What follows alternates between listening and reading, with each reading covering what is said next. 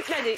Mais je vais vous parler d'un homme qui est mort il y a 5 siècles, mais qu'on va célébrer toute l'année 2019 parce qu'il est né en mai 1519. Et je voudrais vous parler de Leonardo da Vinci. Alors aujourd'hui, je vais juste évoquer l'histoire de sa vie, mais nous parlerons de sa peinture début mai, puisqu'il est mort le 2 mai 1519. Alors Vinci fut à la pointe dans un nombre incroyable de domaines. L'anatomie, la biologie, l'ingénierie. Il fut un scientifique époustouflant autant qu'un peintre génial. Et regardez, c'est ici que Leonardo est né, en Toscane, dans un petit village appelé Vinci, parce que son père, c'est un notable, il a de très nombreux enfants, mais il y a un petit problème, c'est que Léonard est différent, il est un fils illégitime. Il n'aura donc pas l'éducation privilégiée littéraire du reste de la fratrie, mais ce que cela ne tienne, ça n'a aucune importance. Léonard n'a pas besoin de livres pour apprendre, il va apprendre en observant tout, la nature, les paysages, les animaux, les hommes. Il veut tout comprendre. Il analyse notamment le ciel que vous voyez là, le crépuscule,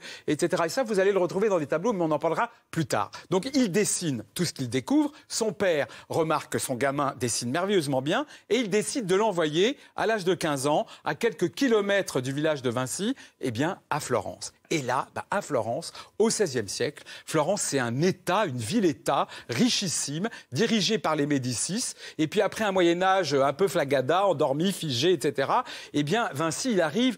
c'est la Renaissance. C'est-à-dire tout explose, tout est en exaltation, tous les mondes se mélangent, politique, artistique, scientifique. Et Vinci, il est au cœur de ça, et il va donc être stratège politique, mais surtout scientifique et peintre. Alors, à l'âge de 20 ans, il commence à peindre vraiment bien. Et à 25 ans, voilà, c'est à peu près le premier tableau. On n'est pas complètement sûr qu'il a peint. Il a 25 ans et là, vous reconnaissez Vinci, tout y est. Une vierge hyper gracieuse, parce que le sujet à l'époque, c'est des sujets religieux qu'on peint. Il y a un petit enfant un peu dodu. Et puis regardez derrière, un paysage comme ça. C'est peut-être la Toscane, du crépuscule. C'est complètement irréel. Dans tous les tableaux de Vinci, vous verrez comme ça un visage un peu étrange. Mais ça aussi, on en reparlera plus tard. Donc Vinci, qu'est-ce qu'il fait? Il apprend. Il est à Florence. Et il admire une seule chose, le Duomo, la basilique de Florence. Pourquoi? Parce que l'homme qui a créé ce dôme extraordinaire, qui tient d'une seule manière, etc., c'est une star absolue. C'est Filippo Brunelleschi qui a fait ceci. Et ce que veut Léonard de Vinci, c'est la gloire. Alors, peintre, pas terrible, ça marche pas.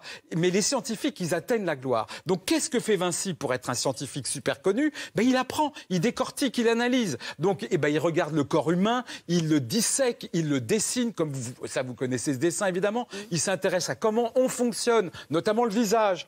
Notamment les muscles du visage. Alors, quand vous connaissez très bien comment fonctionnent les muscles du visage, quand vous avez à peindre un visage, vous le peignez vraiment très justement. De ça aussi, on reparlera plus tard. Et puis alors, il veut être connu. Donc, il se dit, qu'est-ce que je fais? Il y a plein de scientifiques connus, je fais quoi? Je vais faire voler les hommes. Donc, du coup, il invente ce qui est presque le pépé de l'hélico. Alors, il va pas voler, n'empêche qu'avec tous ses dessins, tout ce génie-là, il commence par être très, très, très connu, pas en tant que peintre. Puis, il quitte Florence pour aller à Milan, là où il y a de l'argent, là où il y a une famille très puissante, les Sforza, et eux lui demandent d'organiser des fêtes. Donc, à partir de tout son talent d'invention de machinerie, de tas de choses, il devient le roi des fêtes des Sforza. Il n'est toujours pas connu comme peintre génial. Il quitte Milan pour aller à Venise, pour avoir la gloire. Rien. À Venise, on ne veut pas entendre parler de lui, il est trop libre, etc. Il vieillit, il est de plus en plus seul. Et il y a un homme qui le repère, qui adore la Renaissance italienne, qui adore l'Italie. Et cet homme, c'est juste tout simplement le roi des Français, c'est François Ier. Et là où c'est très émouvant, c'est que François Ier a 20 ans lorsqu'il rencontre Vinci, qui a 40 ans de plus que lui, et lui dit « Maître, venez près d'Amboise, venez au bord de la Loire, à la cour ». Et Vinci, il accepte, il vient avec 3 tableaux.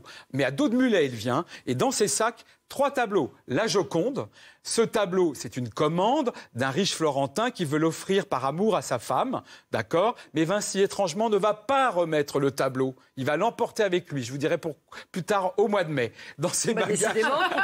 Rendez-vous au mois de mai. Dans ses bagages, il y a encore une vierge que vous allez voir là, et un enfant, et toujours ces bleus bizarres derrière. Mais le tableau le plus émouvant qu'emporte Léonard de Vinci dans ses bagages, c'est certainement celui-ci, parce que c'est le portrait magnifique de Saint Jean-Baptiste, sauf qu'on sait qui a posé. C'est un jeune homme qui s'appelle Salaï.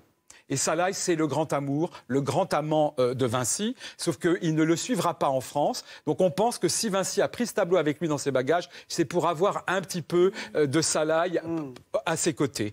Et puis il va mourir, Vinci. Et presque, parce que c'est pas vrai, mais presque dans les bras de François Ier. Et chez nous, il aura passé juste 3 ans, il n'aura pas créé en France vraiment, mais on l'aura accueilli. Et en fait, c'est émouvant parce que François Ier l'adore, l'Italie l'aime beaucoup, mais il n'est pas la star mondiale qu'il rêvait d'être. Il le sera des siècles plus tard, et ça, je vous en parlerai quand ?